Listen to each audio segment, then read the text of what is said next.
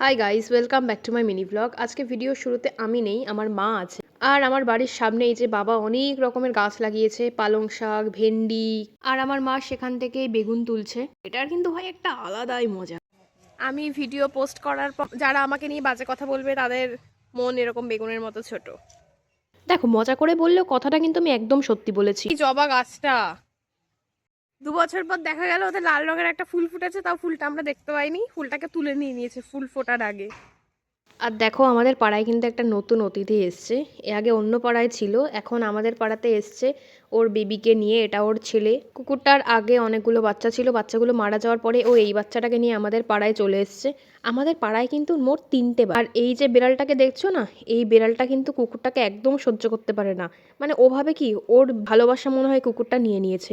আর বড় যে মা কুকুরটা আছে না, সব সময় বাচ্চাটাকে খুব খেয়াল রাখে, বাচ্চাটাকে না বকাও দেয়। ও যখন এদিকে আসতে চায়, ওর মা তখন একটা পা ওর ধরে রাখে যাতে ও এদিকে আসতে না পারে। কিন্তু আমরা যখন ডাকি তখন কিছু বলে না। আমি এই যে ওকে ডাকছিলাম আমার পেছন পেছন আসার জন্য, ও কিন্তু আমার পেছন পেছন চলে আসছিল। একটু ওর মা ওকে কিচ্ছু বলেনি। আর কৌশিকদা ওকে এখন বিস্কুটের গুঁড়ো দিচ্ছে। ও না শক্ত কিছু খেতে পারে না, ও তো এখন দুধ খায়, ওই জন্য ওকে বিস্কুটের গুঁড়ো বা ভাত একদম চটকে মেখে দিতে হয়, নাহলে ও খেতে পারে না। তো চলো, আজকের মতো ভিডিওটা এখানেই শেষ করি। দেখা হবে অন্য কোনো ভিডিওতে। টাটা।